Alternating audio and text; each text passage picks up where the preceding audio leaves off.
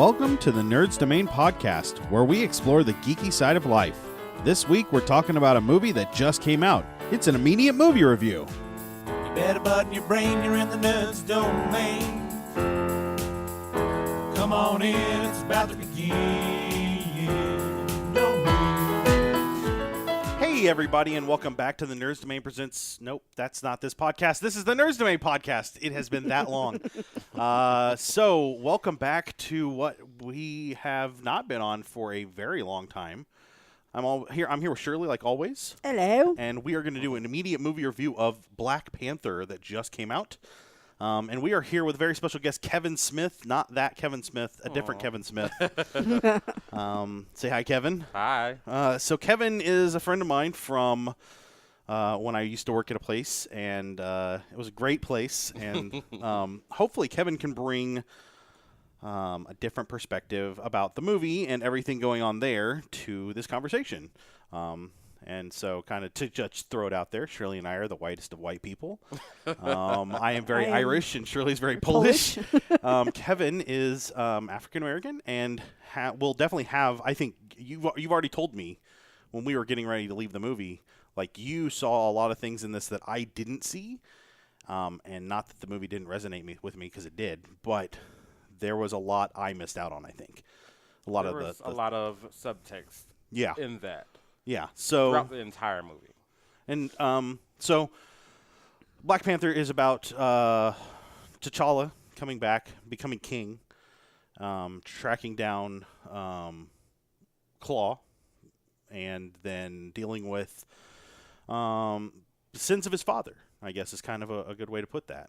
Yeah, I mean, coming into his own and also learning to come into his own as a king. Yeah, absolutely.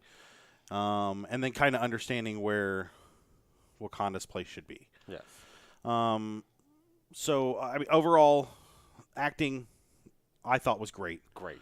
I mean, what do you think, Shirley? Yes. You're just kind of sitting there staring at us. Well, I usually don't have very much to say during these anyway. The acting was wonderful. The costume. I mean, I was very excited, as you guys might remember, of going into the theater. So I love this movie. It may not have been everything that I expected it to be, but it fulfilled most of the role that I had hoped it would. Well, let's touch back on costuming for just a second. We're not going to get into spoilers yet, but I liked that there was a lot of very traditional-ish, because Wakanda's not a real country, so you can't say it's traditional to Wakanda. But there was a lot of traditional-ish, and then a lot of very weirdly modern, kind of mixed. Yes. And it felt alien and weird, which I think it was supposed to, because it was very...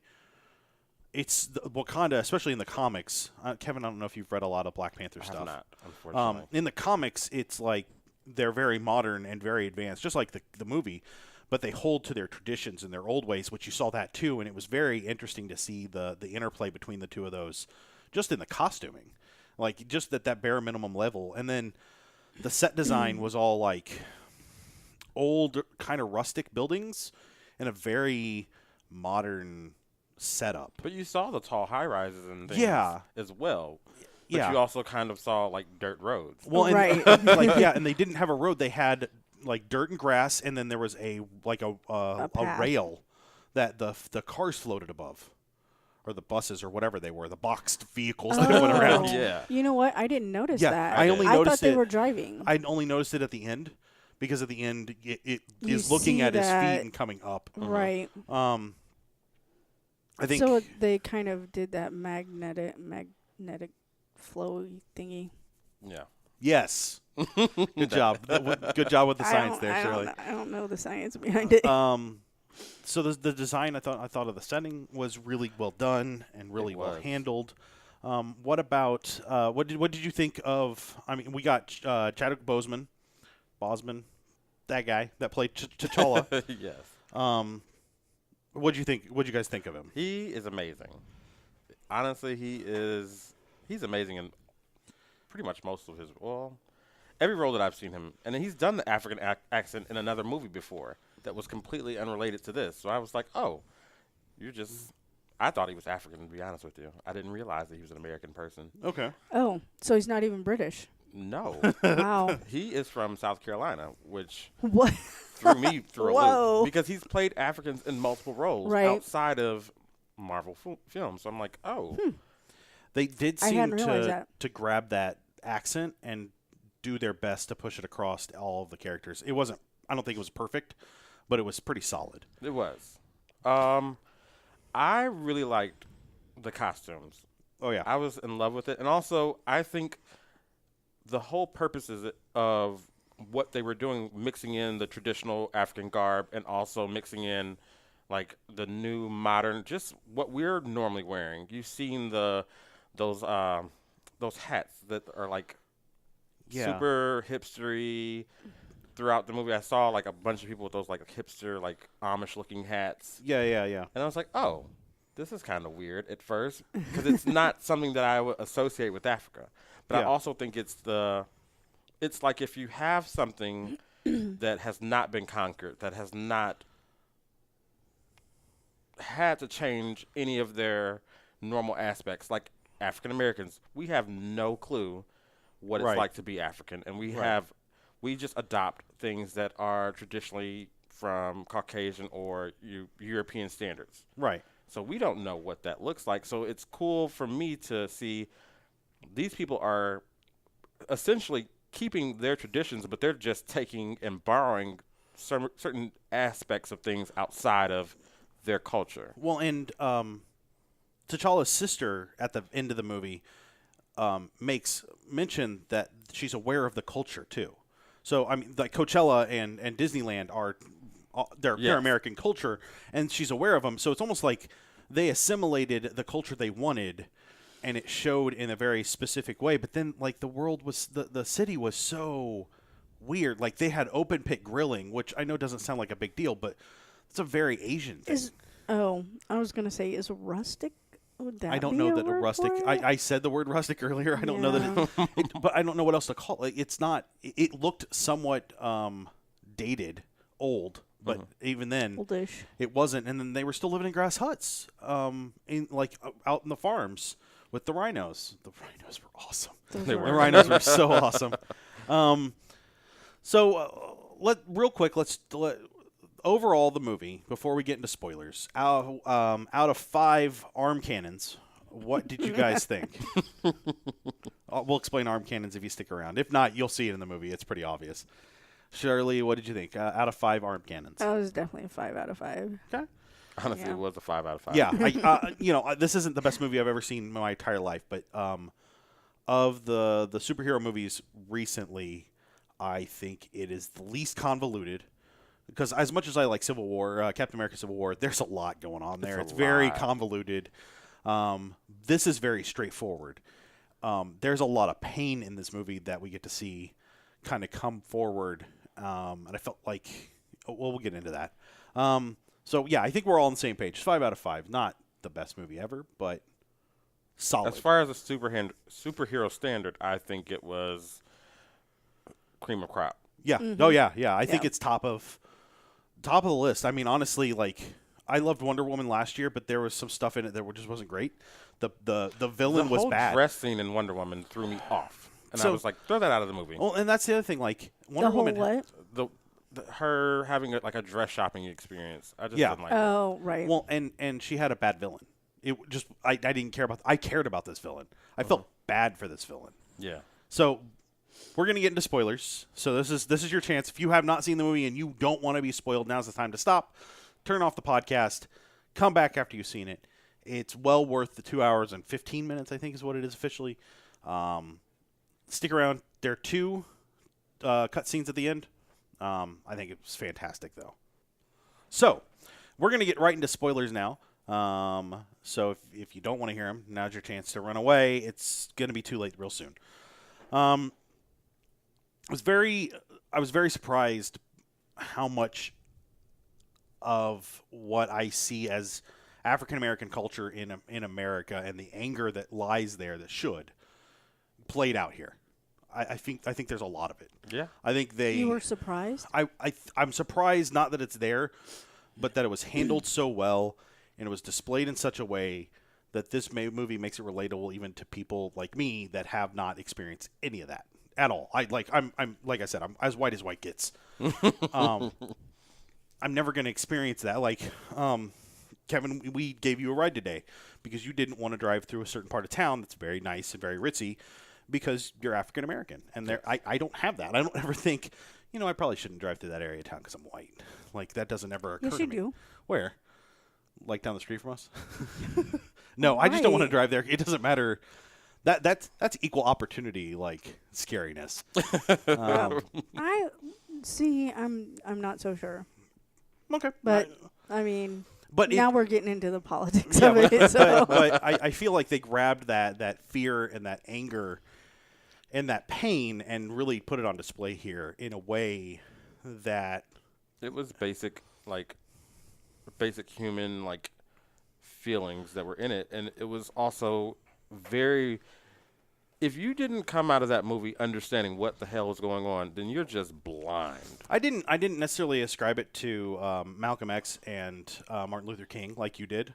Why not? Because that's not the thing that my mind clicks to like that. I saw it as the same coin with two sides. They both want to make the world better. Wasn't that what Martin and Michael was doing? But it's not ingrained in me for some reson. I don't know. It's essentially. I'm not disagreeing with your assessment. I'm saying it just didn't pop to the forefront of my mind. I thought Malcolm and Martin immediately when Michael B. Jordan was introduced. And the reason I say that, he was more of a Malcolm. He was let's start something. Let's empower our people. Right. But we're going to do it this way versus this other way. Yeah. Whereas Chadwick was like, no, let's be reserved. Let's keep this to ourselves. Let's, do this peacefully. But as a lot of people know, as Martin Luther King was getting towards really making a lot more effective steps, his agenda became, after being stoned and attacked and things, his agenda was becoming a little bit more aggressive, but not necessarily like, let's just kill everybody or anything like that. Yeah. But he was really, his mindset, and if people listen to the I Have a Dream speech through the full speech, not just the first couple minutes, you'll get those moments from, MLK, like, we can't take this for, we can't keep continuing to take this. Well, and I think his stance became more defensive in that he wasn't going to just let it happen and deal with the system as it was. He was going to stop the system from being that way to his people anymore, is the way I take it. I don't take it as aggression necessarily because he wasn't going outside a lot like Malcolm X was. Right. So, no, I could definitely see that correlation. It was tough because, the big bad is Michael B. Jordan, who plays a phenomenal character. I was very impressed. A lot of pain came through in his portrayal, but a lot of the pain for the other characters was centered around Claw and what had happened, and that led up to a different situation that brought this all about. And I was very. It calls back to a lot of the problems in America that are a lot of the problems that the African American community deal with are white inspired or white enforced. Honestly. Well, Claw was also a subtext or sub-conversation as well that a lot of people don't realize. I would take it as this, for example. In things like R&B or hip-hop, which are traditionally black-driven genres. Sure. Or even rock and roll if you want to go, all the way back. All the way back. Those were traditionally things that were really African-American led, and you see in rock now there's very rarely any black faces. Right. And a thing is also kind of happening in hip-hop and R&B where there are white artists that are kind of taking from that culture but not actually going through the process like a person like Eminem or people that Beastie Boys that have absorb the culture, but also went through like a rite of passage Right. with it. Yeah. So with Claw, it's like, I want to take this from your culture. I'm going to take this and I'm going to provide this for everyone else. And we're going to, unfortunately, use it for evil. Yeah. And Or at least profit. I mean, or profit from it. yeah. Essentially profit, because he was pretty much, that's what his goal was. And so we watch him become this focus for that. And I mean, he gets killed off relatively suddenly. I thought I was like, what? Yeah. Which I was a little disappointed, because I think Andy Serkis is a great actor, and I think that he played a solid character. His arm cannon was awesome. It was awesome. Sounded like every pulse thing that Tony Stark ever had, but that's all right. But yeah, he gets killed off, and there's no like, oops. Right.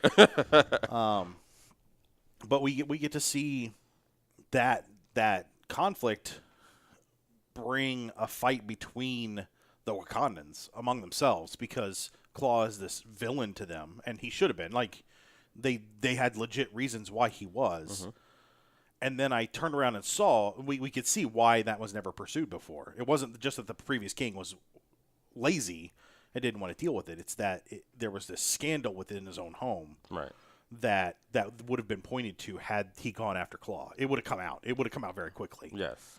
So, I don't know. I was disappointed that Andy Serkis got killed. I think you're right. I was too, a little bit. Actually, I was talking about Andy while we are in the theater, and I'm like, man, he needs to do less CG roles right now, because he's phenomenal. Yeah. He needs to quit being Planet of the Apes or Gollum, and like he was swole. Yeah. I thought, I always thought he was like a little dude. He is. No, he's not a little dude. Much like Tom Hardy, like he has fluctuated up and down. Right. And Tom Hardy goes from like thin and like a stick to like beefy. Yeah. Like in The Fighter or Mad Max. Yeah. Like there's a huge difference, and I think Andy Serkis does the same thing. But like, he was really good. I really liked him. Let's talk about the women in this movie, because there weren't a lot of dudes. You had the two main characters, and you had a couple of supporting characters. The women were like forefront the whole time. They were the focus. And I think that they did in this movie what Wonder Woman really, really tried. It got very, very close to accomplishing, and made every woman powerful within their own right. Not a single woman needed to be saved. They got help sometimes. They got checked on to see where they were at, but they were treated exactly like the men, if not seen as more dangerous. Because in African culture, they're treated as equals. Right. You can't be a king without a queen in African culture.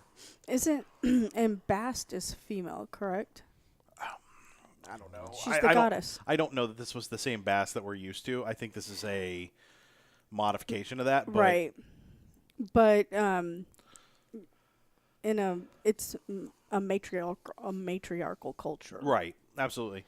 I mean, like, Black Panther T'Challa goes to track down Claw, and takes two women with him. No backup. No his backup. His backup back home is his little sister, who, full adult, but like no dudes are hanging around helping them out.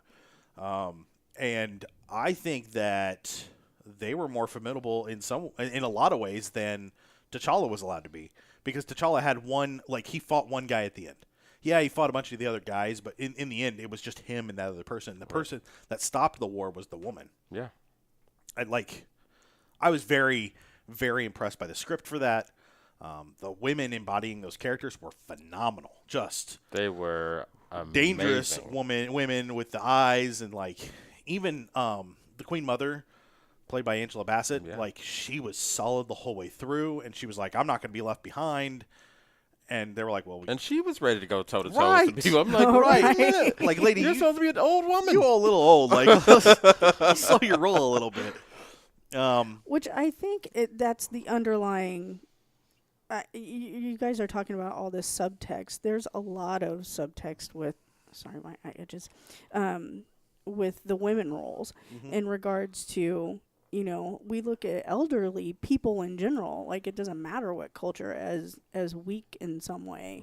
And I feel like what this movie is saying is that no matter your age, especially in, being of a female gender, you're strong in whatever role you have and whatever wisdom you have to give, or whatever fight you Right. have to bring to the game. Yeah.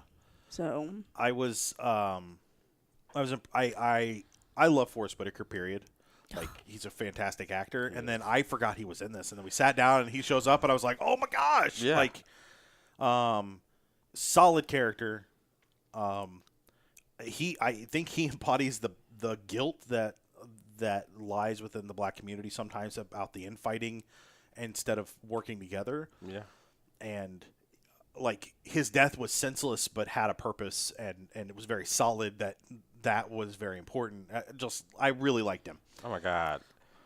And then they did the flashbacks. I was like, Yeah, oh my yeah. God, this is amazing. And I didn't realize they made the actor also have like that kind of lazy eye.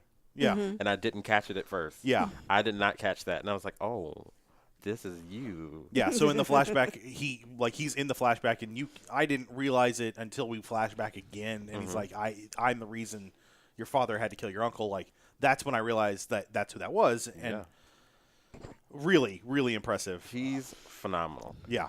But that was a dark turn a little bit, because it's like, wait, you technically left this child all over you trying to protect what you feel like is the greater good. Right. But at the end of the day, Like, you abandoned you a child. abandon a child. Right, So right. I think he had to probably deal with those parallels of, like, and this is not, you didn't leave the child in like some safe haven. You left him in Compton. Right. Right. Which was like, okay. So,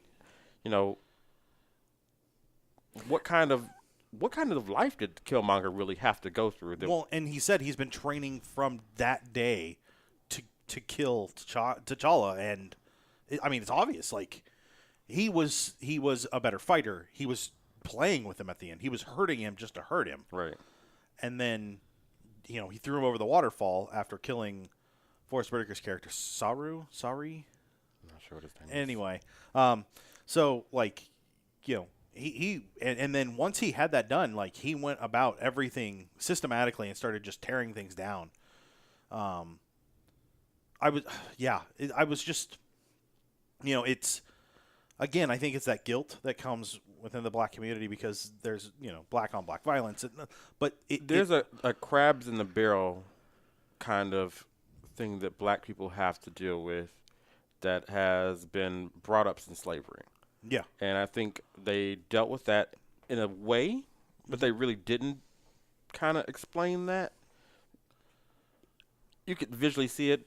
I visually saw it, but I guess it's kind of hard to explain to other people. But there's a certain scenario where it's like we can only be there can only be like one of you amongst us. Yeah. So if we're going to invite you in, you can't bring the rest of you guys in there. Yeah. So that's kind of what that also symbolized, in my opinion. Yeah. With the whole, I don't even know how to really grasp the moment from the film to kind of project it in this. Yeah. But there's like a crabs in the barrel kind of thing, and it's like I said, with that, it's just like it's no room for all of you. We just have to do with what we have. And if we invite you in here, you're in this club, and you can't come. You can't bring all these other people with you. And I think that's also what Wakanda had to deal with, where it's like we don't want everybody to be in this club. We don't Right. want everybody to have this technology. Yeah. We have to keep this to ourselves. And it was kind of a reverse thing, but it was also they left that boy out for the same purpose. Yeah. And it's like, no, you could have brought him with. You may have had a difficult conversation, because that was been a very difficult conversation to have with a Yeah. child why you killed their parent. But at the same time, there was room for him. Yeah. And again, that whole thing stems to white greed, because without Claw stealing everything to make money, none of it would have happened. Yeah. Michael B. Jordan's dad would have still had that mindset to go and make a change, and he would have wanted vibranium. But without white greed, like, you can't, like, there's so much there's so much His white guilt his just dad painted all wanted over to this. bring, And it should. he wanted to bring other black people in the United States to power. Right. Mm-hmm. And not even bring them to power. Cut the systematic attacks Oppression. on them. Yeah, Right, the oppression. oppression. Yeah. And he's like, he calls it out like they're arresting us. They're purposely flooding us with drugs. They're doing all this stuff. They're tearing us down. They're killing our leaders. And I mean, it's all right there. Yeah. Like that's exactly what was going on. So, his anger, his frustration is solid. His tactics, not great, but you know what? He has a reason for feeling that way and a reason for taking those actions. But the problem is he relied and rested on that to be somebody that was also greedy themselves, Right. which should have been Andy Serkis' character. Yeah. It's just like, oh, this is Man, this is twisty. Andy Serkis is kind of like the root of all evil here. He really is. It was kind of nice to see Agent Ross not be the worst person ever in this because he was pretty. I thought he was headed that way. He was pretty terrible in Civil War. Like he was very terrible in Civil He War. was. And in this, I'm not even gonna say he got a redemption. He just A understood. little bit. Well, but he understood the situation and offered to help. That was it. And just did what he could do. He didn't try and take over. He didn't try and lead people. Like that was the other thing. Is like there was no white savior here, and there shouldn't have been. And I didn't want one. No. There was this white ally that's kind of here to help, but that's it. Yeah. Like he did what he was good at, and that was all he did. Because it's like if you can trust someone and give them some insight, because I was not expecting him to be in Wakanda at all. Yeah. And I was like, whoa, y'all are sharing this information, huh? Right? So the fact that they brought him in, it was like, look, you get to view this, you get to view our experience, but what you take out of this, you better not tell. Yeah. Or at least help empower us or help us in this fight, and that's what he did. Yeah, I agree 100%. Like, yeah, every step of the way. I think from front to back, this is a great movie. They had a story to tell and a point to make, and they made it and made it and made it and made it, and they didn't. They didn't make it overly complex where you were like, wait, what's happening? Right. It was very straightforward.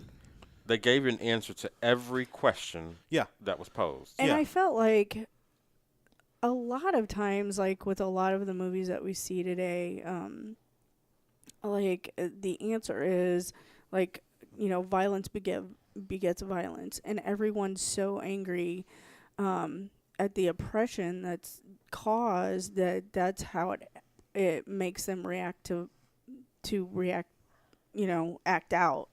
And with Michael Jordan's character, like that's where he was going. But then you saw with his past, you saw that there's the reason, there's the anger and the fear and the rejection and all of the emotions that led him up to this moment to go against the people that he wanted to be part of.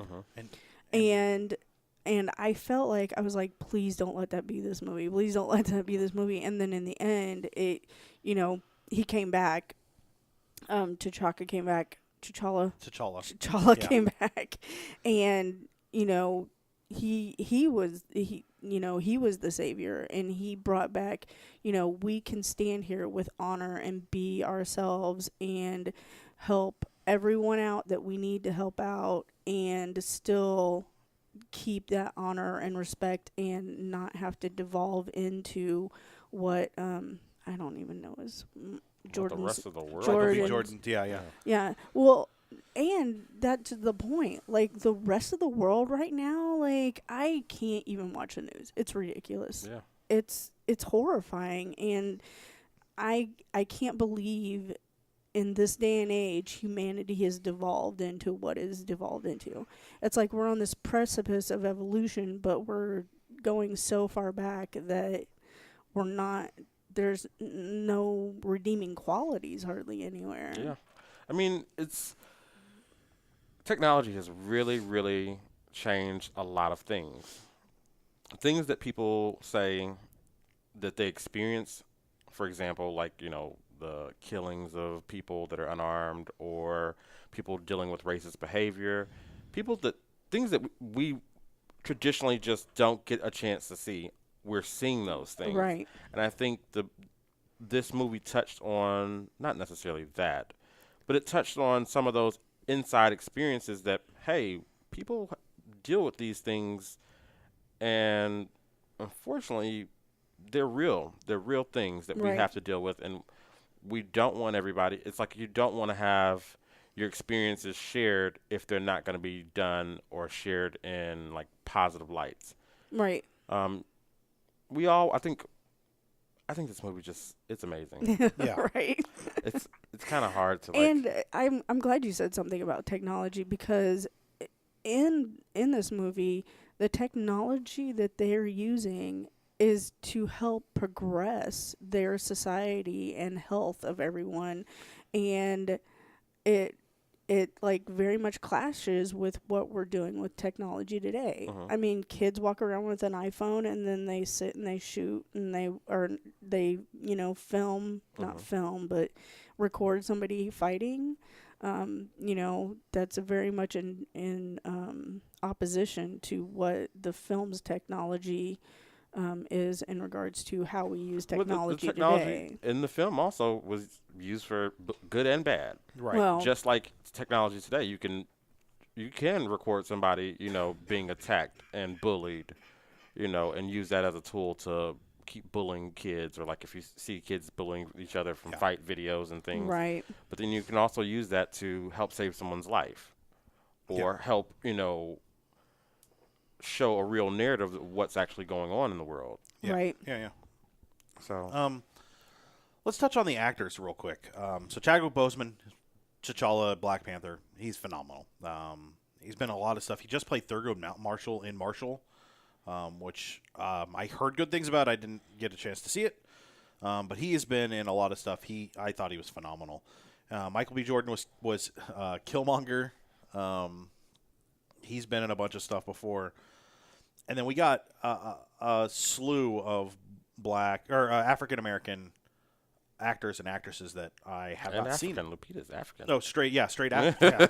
We had this problem in another podcast where in the role-playing game we ended up in Africa. And I'm like, so you see a bunch of African-Americans, and the people at the table were like, no, What? we No. don't. I was like, oh, right, we're in Africa. They're just... So we got Daniel, I apologize, I don't pronounce words right. So Kaluuya, who just was in Get Out and Black Mirror. Yes. And you said he was in, or was that a different actor? Nope. He looked like Jala, which is an actor from Sense8, and Okay. he was in something else, but that was at the beginning of the film, and then I was like, oh, that's not him. And Lupita Nyong'o was really good. She was... And she was not the damsel in distress. No, there was not a damsel. The only There- damsel in distress in this was that poor lady that got shot in the head when they were getting ready to take off in that airplane. I mean, like, do you not remember that when Claw and Killmonger are going to the plane? Yeah, Shoot her. she wasn't really, yeah. We got Letitia Wright, who plays T'Challa's younger sister, and just there's a ton of fantastic talent in this. Like, I bought every one of these characters. Yeah. Like, I don't know, like, these are not, I don't know if these aren't big names because African Americans and Africans are not cast enough, or if they're not big names because... It's all casting. Okay. But they're fantastic. I was really impressed by the cast. And the guy, Daniel Kaluuya, whatever. The guy from Get Out is phenomenal. I really like him and everything he's doing. Have you seen him in Black Mirror? I have. I love Black Mirror. Oh my He God. is impactful in that. The cast is like, I couldn't have asked for a better cast. No, I mean, they hired, like, A-list talent. Yeah. Through and through. And obviously the directing and the filmography and the cinematography, like, all of it, like, is clear. We get to see all of these things that work really well together. We get to see the beauty of Wakanda. We get to see the beauty of the vibranium. Like, all of it's just a lot of large statements. I love the rhinos were huge They were amazing. and kind of awesome. And then the gorillas from the mountain tribe were that gorilla holding up the throne room was awesome. It was so that cool. carving. It just, like, every step of the way. And then there was, like, slightly out of place, but on purpose, comedy here and there that really kept it from being too over the top oppressive. Like there's a lot going on here that pushed the weight of the emotion down, and then the leader of the mountain tribe was just phenomenal. Oh my God, he was great. I'm like, who is this guy? Yeah. So M'Baku was the character name, and just like he said, if you say another word, we'll feed you to my children. And then he just starts laughing because they're vegetarian, and then he won't stop laughing. It's pretty hilarious. Yeah, he was solid. Just phenomenal. I liked everything I saw, like every step of the way. Because generally, you find somebody you're like, oh, I don't really agree with this character. This is terrible. I mean, honestly, if we're gonna go that direction, like the weakest of the portrayals is Ross. Like he's just a standard CIA guy that can fly a plane. Like that's not that hard to play.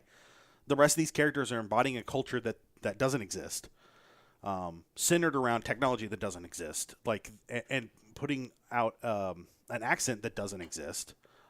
But they also use other accents in that. Right. They did clicking, which is really cool. Yeah. And I'm like, how do you even decipher any of that? Right. Like, It just, and then the writing was weird, just very, very different from what I'm used to seeing. So, from front to back, this movie is just really, really good. Again, I don't think it's the best movie I've ever seen, but it moves. There's not a lot of slow periods. The little bit of slow periods we get are very specific for what they're doing. They don't wait to explain anything. They just they show you what's going on instead of telling you what's going on. And then when they do tell you, it's because the character in the scene doesn't understand and needs to be told, not because we need to be told. We already know. Like Agent Ross gets up and he's like, "Why am I walking? It was yesterday," and she has to explain to him why it worked, and we already knew. Like the technology here, he's fine. So when they're explaining things, it's not to the audience, it's to the characters, right. Which I think is really important. And I thought about, back to the women really quick. Yeah, absolutely. I thought, when was this movie shot, and how long did it take to get shot? Because there were parallels, even to this day, of the black women and, like, random things in society. Like, black women are held to a higher regard as far as, I don't know, well, I know in Africa they are, but also in the United States. They're held, because a lot of people usually grow up from single-family homes, or single-parent homes, I should say, not family. So black women are usually, they have to have some kind of power in order to raise kids by themselves. Yeah. And with that, with these women being so powerful, and I was like, I love this. I love this because they're powerful in their roles, whether it's political, whether it's, fighting. I thought that was amazing. Yeah. And I thought instantly, too, seeing all these strong black women, I just thought about what happened with, was it Alabama with Roy Moore? Yeah. Where all of these black women came out of the woodworks to and make voted. sure and voted to make sure that Yes. this guy didn't get in. Yeah. And I'm like, it's a certain power that's like, we have to get ourselves together, and we also have to bring these other people, these other people with us to make sure that they know these things aren't right. Let's work to progress society. And I was like, these women are so strong, and I just like the fact that it's portraying women, especially black women, because it's like, house cleaner or, Right. maid or slave. It's never like an intelligent. And when it is a powerful woman, it's usually in a comedy. It's your big mamas. It's that older generation that has. Or it's your angry black Or- woman that's like the mean woman Right. that's your boss. Yeah. Or in Suicide Squad, she was the bad guy. Yeah. Yeah. Did you see Suicide Squad? I did. She held a very high government position. She was running that project. Yeah. And she turned out to be the bad guy. Yeah. And that's Angela Bassett has played a lot of strong women throughout her career. and I love this woman because I watch her on American Horror Story. And she's just an amazingly strong. But she had to get weak in this movie. Yeah. If She did. She bowed Right. for the Gorilla King or whatever he The would be. Yeah. She bowed to him. his tribe. And Yeah. normally she's not the person that's like, I'm going to do that. She's the fighter. I'm gonna do whatever I can to make things right. But she took a knee, and I was not prepared for that. Yeah.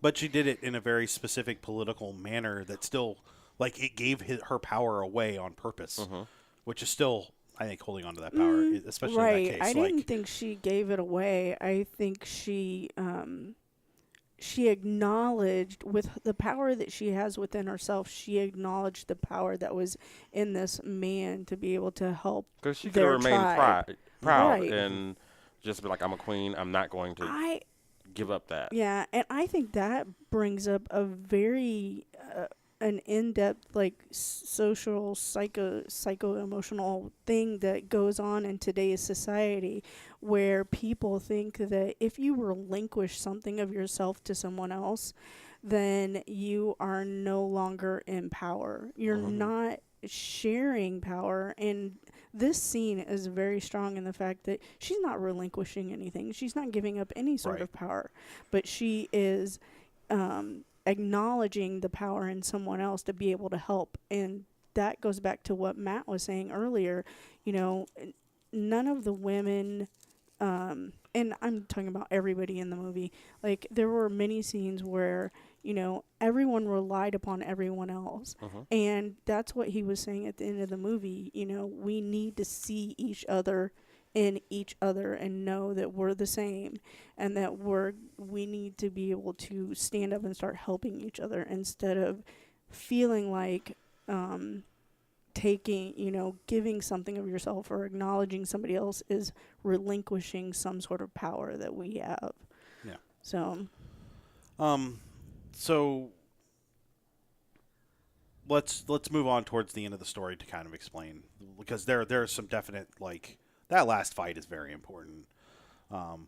We see the women working together to fight this person that is way more powerful physically than they are, and still work hard to actually win. And had it not been for his technology that another woman made, they would have had him. Right. But unfortunately, he was wearing the suit that T'Challa's sister had, Shuri had made. So we see the women fighting there. We see the women fighting the other tribe of men with awesome shield.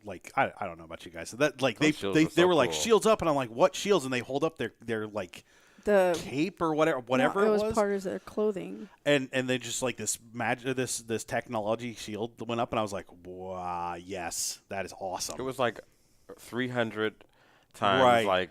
Technology, Right. 1,000 or something. Yeah, that was great. And then we see the woman stop the fight. M'Baku, the leader of the mountain tribe, comes down. They all start fighting, and M'Baku is about to get run over by a rhino, because the tribe that had switched sides had rhinos, which were awesome, armored rhinos that were amazing. And she stands her ground against that rhino that then licks her in the face. Again, this is the comedy comes out of nowhere, but Right. it's very well it's a placed. very intense moment, and it cuts that intensity. And then her love, I don't know if it's her husband or if they're just lovers or what, she challenges him and stands up against him, and he backs down. And that was just... See, you're using this derogatory language, and I don't What do you feel mean? like he backs down. He just recognizes at that moment, because he looks around and he sees everybody battling each other, and he's like, this is not what we want for Wakanda or ourselves Why are we or the infighting? world. Right. Why are we infighting? So it's not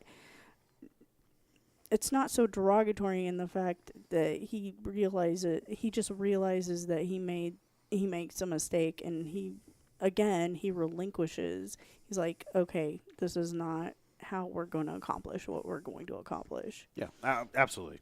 So we get to see that, but then the other side is we see T'Challa and Killmonger I'm sorry, Black Panther and Killmonger. If I'm going to use their superhero names, I should use them both, right?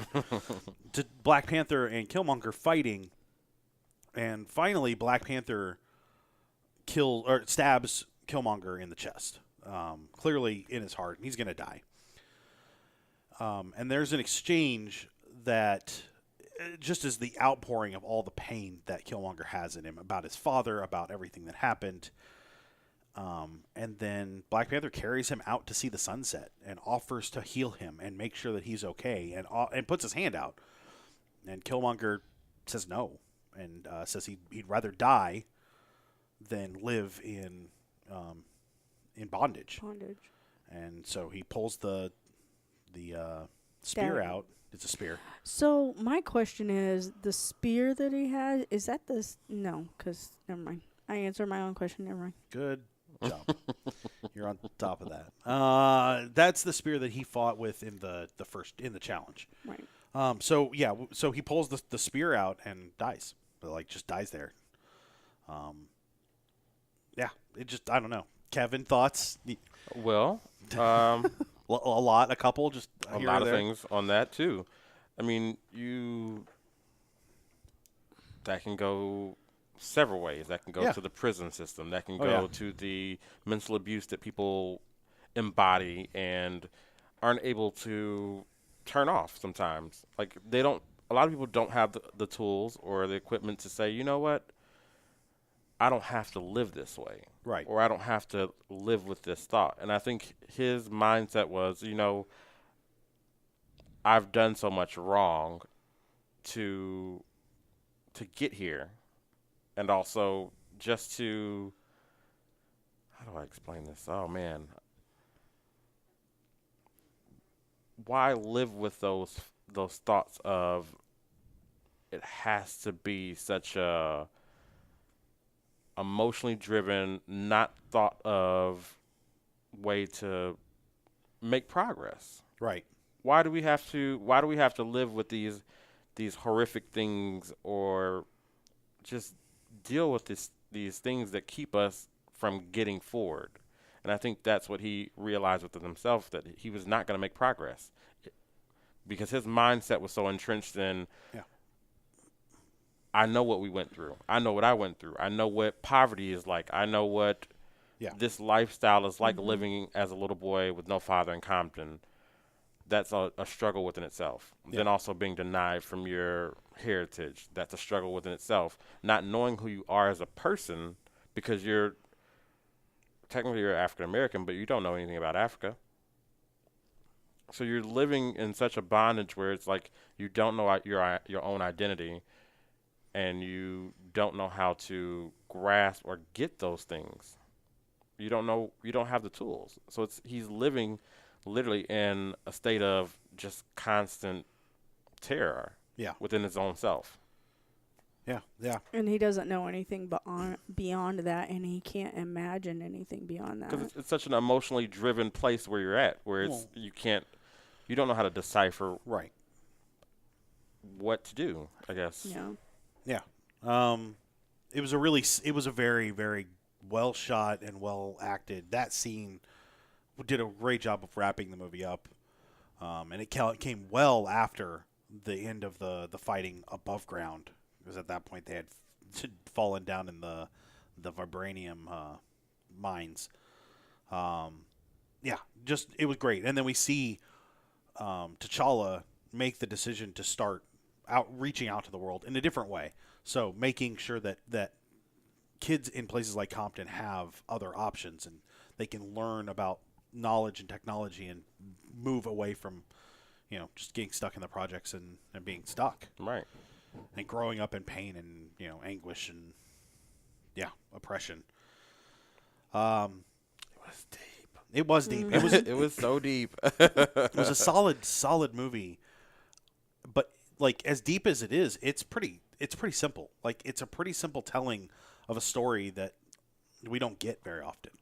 We're not getting, so we Shirley and I saw Get Out, which is terrifying. I can't imagine that. That movie was terrifying.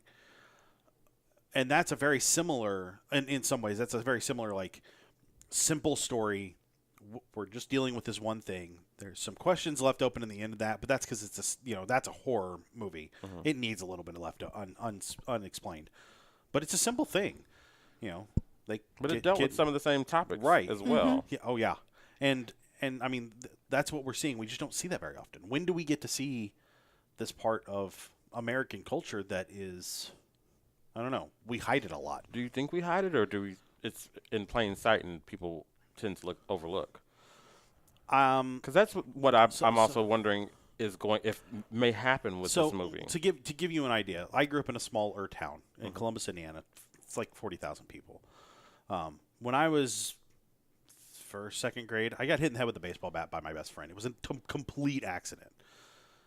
He's an African American. His parents were terrified of what was going to happen, and I still to this day don't understand. Like, that would never have crossed my mind for my parents to do anything. Like, my mom and dad had to go down and be like, look, it was our son's stupid, and he walked into a baseball bat that was being swung. It's his own damn fault. That was my fault. But I didn't understand that, and I don't get to see it. And you come from the other side where you see it on what I would assume is a fairly regular basis, even if it's quiet and underhanded or not as overt as this movie is clearly making it, which it should. You deal with it every day. I don't see it, and it's not that it's not I can't see it. It's just that it's outside of my sphere, and I don't experience it, and I don't see others experiencing it. Which is that's a sad thing, right?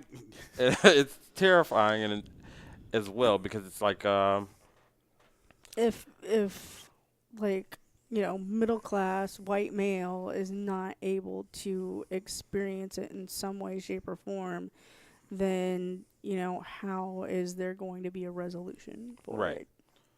But I think that's a thing that's also changing within society now, because I think when it comes to Caucasian Americans, I think it's also starting to become a classism thing. Yeah. So you're going to start experiencing it to a certain degree.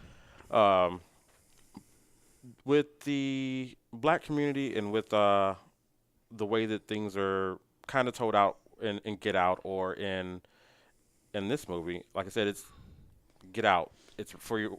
What resources can I get from you? Yeah. I want your body and Get Out. I want your physical abilities. I want these things that I want your culture, but I don't want you. Right. In this is like, I want your, not necessarily culture, but I want what I can benefit from you. Yeah. And I don't want you to, I don't want you to succeed. So. Or I want the profit from what you have with that. And I don't care if you get hurt. It doesn't matter to me. Exactly. Now, I didn't realize that Wakanda was also built to be like an actual place in Africa. There's a place in the mountains in Africa that the director ended up going to. I ended up watching an interview with him, and he said there's an actual place in Africa where it's surrounded by mountains, but the people are a little bit more indigenous, so it's not like technology or anything like that, but they're more indigenous. There's no vibranium? What? There's no vibranium, unfortunately. That would be amazing if it was. Right. That would be really, really cool. The thing is, even if there was, we wouldn't know about it. Right. So we just think they're indigenous. I like that. So there's an area, I think it's around South Africa. Okay. Where unfortunately the people that were trying to colonize could not get in because the mountains were set up, and I guess their strategies and the way that they I think the way that they were able to to protect themselves was a lot easier because of the way that they're laid out. Yeah, because of the terrain. But unfortunately what the outside world did is, because they weren't willing to give up their land or give up their resources, the outside world cut them out as far as, different things that progressed outside of their culture. So they kind of got in the short end of the stick, because it's like you don't have the resources outside that probably could be advancing your culture. Yeah. So I thought that was that's interesting. It's really interesting to know that that's kind of what this story is almost about to a certain degree. But also with, like I said, with the Get Outs and with the Wakandas and everything, I think with what was the original topic that we were talking about? We were talking about how I don't experience this kind of stuff. Yes. With that, with any type of subtext, like, for example, last year, I dealt with a lot of people working in a call center, and people would say they would get upset because I said Happy Holidays to them versus Merry Christmas. And there was a subtext in Yeah. that. With me working in the call center, I put on multiple voices. I am just so happen to be a gay black man, so I put on all kinds of voices to get business, unfortunately, because I do sales. Yeah. So I'll put on gay voice to the women that may think, oh, this is enjoyable because it's this silly gay man that's, making me feel Yeah. good.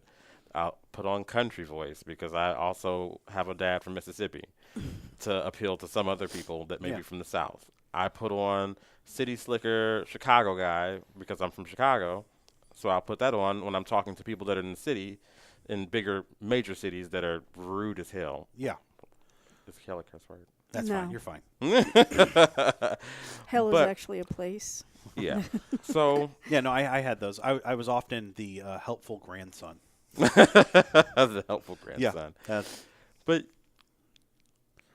I noticed more things in recent years that I think other people probably experienced in the past. So when it came to Happy Holidays versus Merry Christmas, I think I stopped caring about what voice I was putting on, and they realized this is a black man I'm talking to.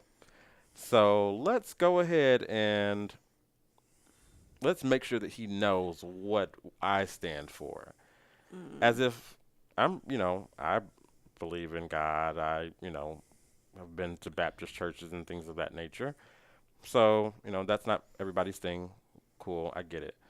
But it was like someone was isolating me from that, Yeah.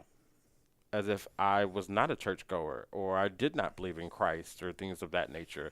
So it was like, let me make sure I reinforce the way that I say, no, it's Merry Christmas. And I'm like, what the heck is this about? Like, and I guess, who Yeah, you yeah. know, Yeah. she's African. She had to express to me, an African American, that no, the reason that this happened because Trump had a,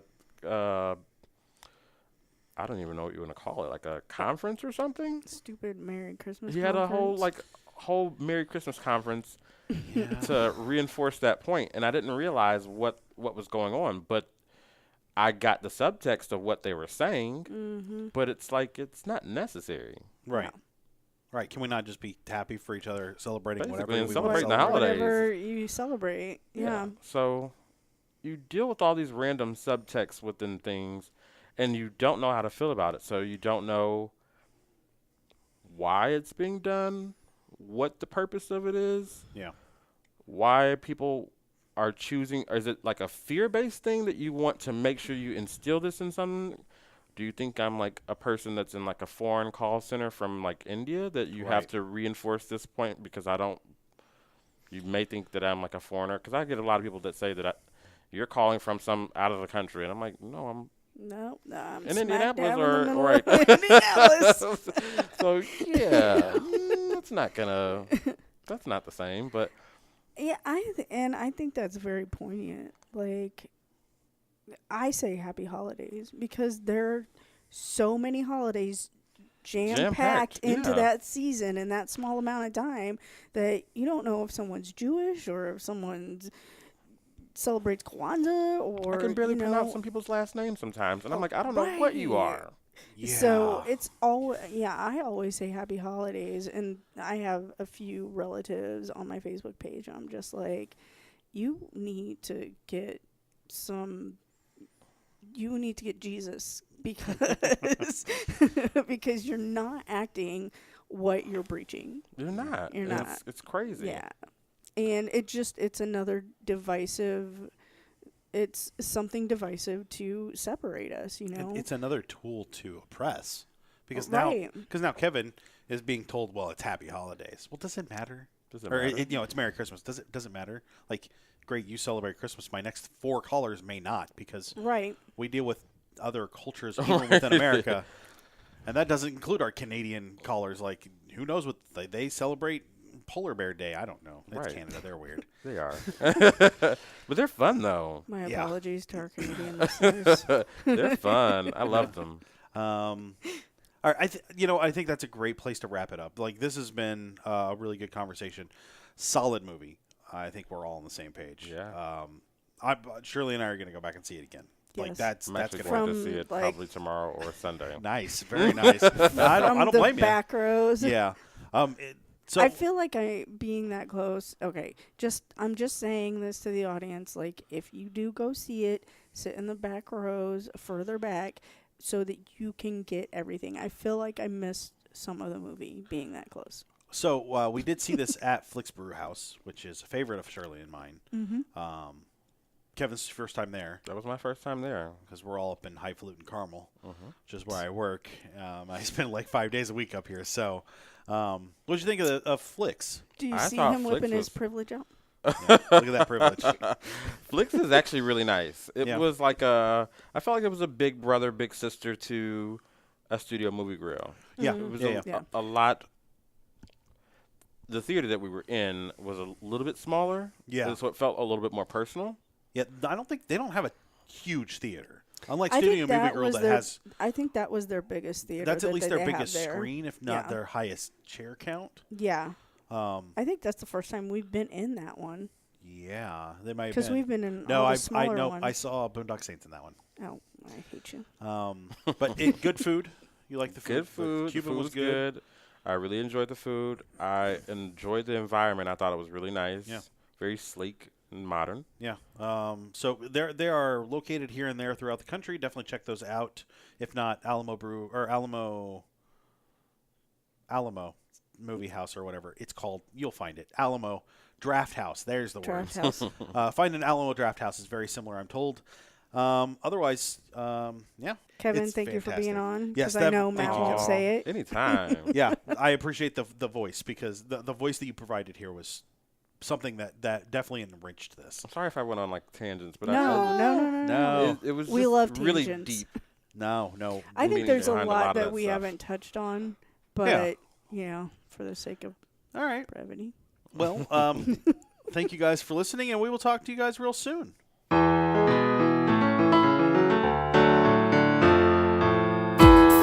And that will do us tonight on the Nerds Domain podcast. Remember, you can email us at nerdsdomain@gmail.com or find us on Facebook and Twitter at facebook.com/nerdsdomain and twitter.com/nerdsdomain. You can also check out our site at nerdsdom.com. Be sure to sign up for the newsletter while you're there. You can head over to iTunes and give us a 5-star rating. We want to thank Josh Shop for the music. And don't forget to support us at patreon.com/nerdsdomain or check out our t-shirts over at tpublic.com/users/nerdsdomain. Have a great night.